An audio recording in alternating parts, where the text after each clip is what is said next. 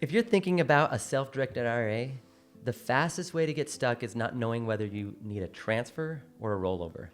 Today, we're making this simple, and we will tell you exactly what to ask so you do not waste weeks.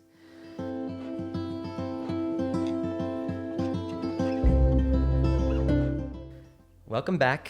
I'm Nick Barker with Accuplan Benefit Services. I'm the host, and Ben Barker is our resident SDIRA expert. Thanks, Nick. It's good to be here.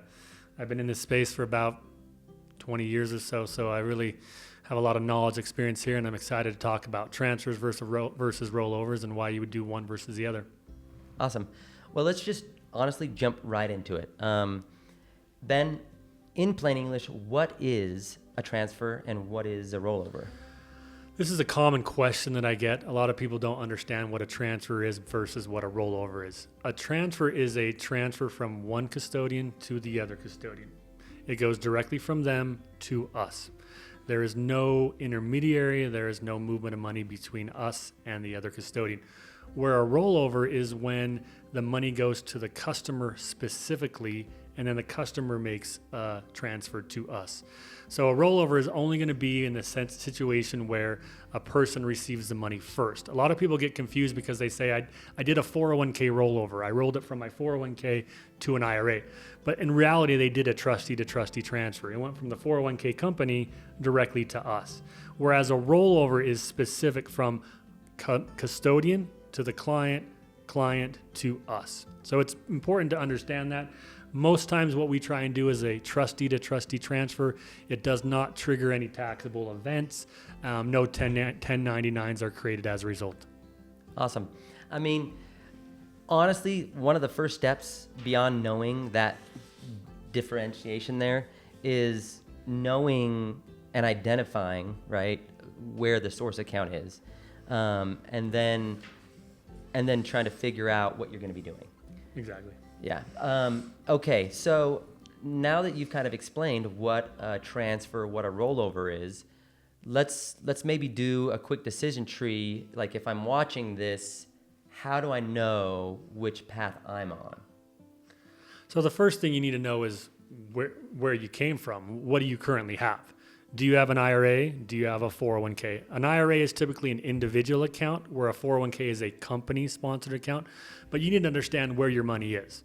Most people have 401ks. If they work for a company and the company offers a 401k, that's where most people's money are. If you don't have a company that offers or sponsors 401ks, then people do an IRA. So that's the first thing is, do you have an IRA? Do you have a 401k? Because that's going to determine what type of forms that we need. The second thing is if you have a 401k, how do we get the money transferred out? What does the paperwork look like in order to transfer from a 401k directly to an IRA? Yeah. I mean, honestly, you're identifying your account, and then probably you go to where you're going to be sending it, and you confirm with them what's the paperwork like. What do I need to do? What's the process? Exactly. Right? Yep.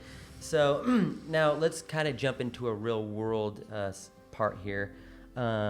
What are, I guess, some of the most often issues that cause funding delays for people that work with you?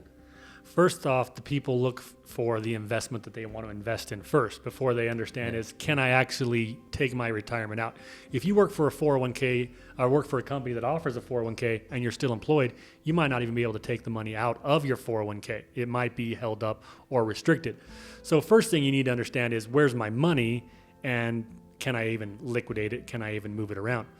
The second thing that people do is, once they get to that process and they start looking at the forms, they fill out maybe the wrong forms. They did a rollover where they sent the money to them, where they could have just done a trustee to trustee transfer.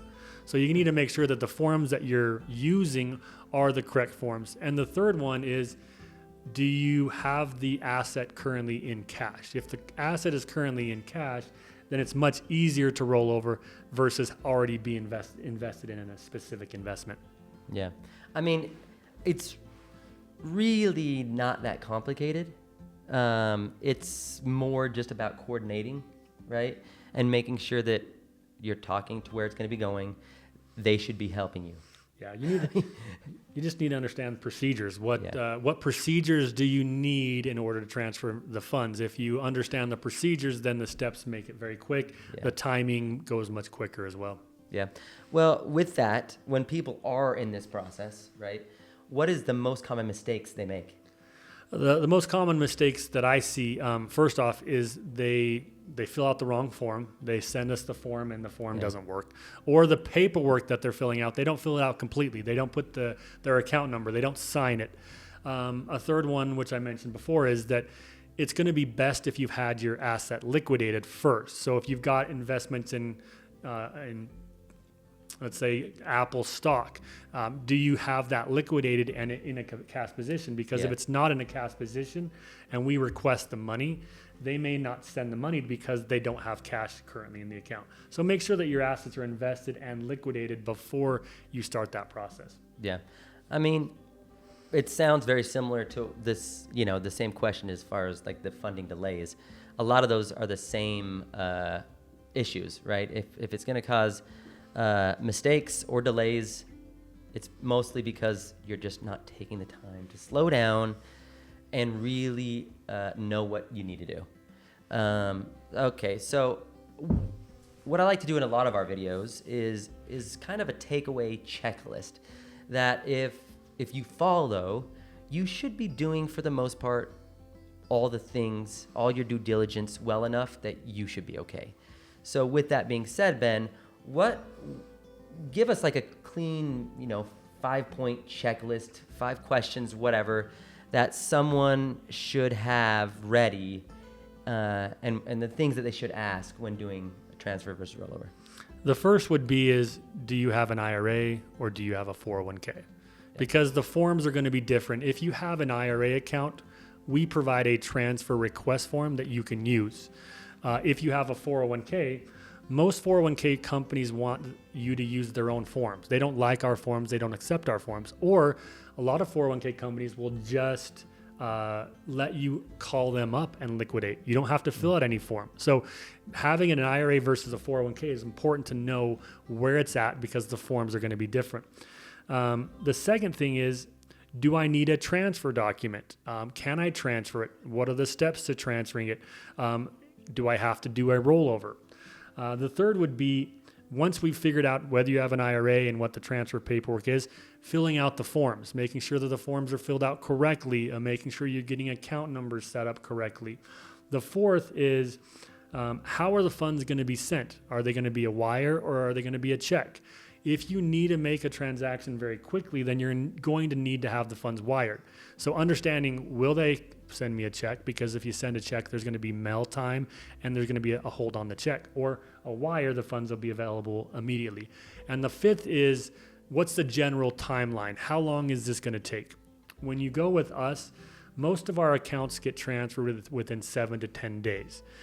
They can be faster if you get the correct paperwork first, fill it out correctly, or it can be longer if you give us the wrong paperwork, the asset's not been liquidated. It can stretch into 2 or 3 weeks. Yeah. I mean, honestly, one of your biggest resources is going to be your custodian/administrator. If you're still unsure, you should be reaching out to your custodian administrator. You should be reaching out to Accuplan for help as far as, I'm doing this transfer, I'm not quite sure, what do I need to do? We will answer every single question that you need. So let me recap. So first, we've said this 100 times. You need to identify the source and the type of account. Then determine if it's going to be a rollover or transfer. And then, where are you sending this? Go to that source and tell them that you're going to be transferring to them, whatever. And what is the process like? What do you need to know? What forms do you need to fill out? Again, ask the 5 questions. If you've done that, honestly, you shouldn't have to worry about transfer or rollover.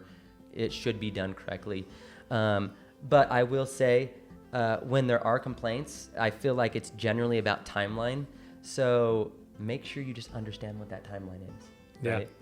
Definitely, if you have an investment that needs to be paid off in 2 weeks, so you need to get into that investment, will you be able to do that? So understanding it's going to take me a week just to liquidate my asset. Most assets take about 3 days, but if the asset takes a week to liquidate, then you need to understand those timelines so you make sure that you do it correctly and you're not being left high and dry when you need to make the investment but don't have the cash. Yeah. Well, that is our podcast for today about transfers versus rollovers, or just how the heck do I do one. If you have those questions still, reach out to us at Accuplan.net. We will help you out. You can call us. We would love for you to transfer or roll over your accounts to us. We know what we're talking about. As I said, Ben's been here for over 20 years at Accuplan doing self-directed IRA investing. We know what we're talking about. So reach out if you need help doing a transfer or rollover. Thanks. It's good to be here.